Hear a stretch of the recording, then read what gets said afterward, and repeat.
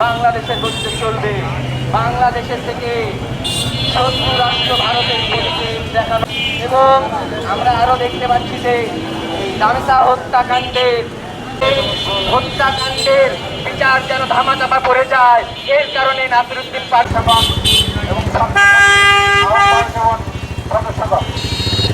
এই মুহূর্তে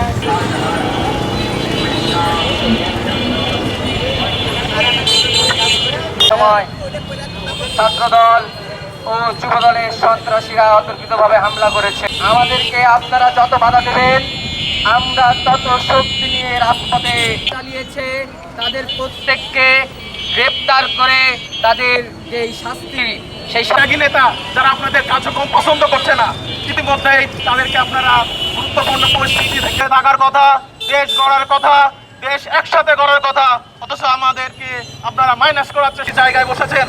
মনে রাখবেন যে নাসিরউদ্দিন পাটোয়ারিরা যদি বুকের রক্ত না দিতে আপনাদেরকে জুলুমকারীদেরকে বাংলাদেশ আর আশ্রয় পাটোয়ারির উপর নামাজ পড়ে বের হওয়ার সময় হামলা করা হয়েছে। রাজনৈতিক দলের উপর হামলা চালিয়ে এখন তারা সেই দামিসা হত্যাকাণ্ড বন্ধ করার চেষ্টা করবে।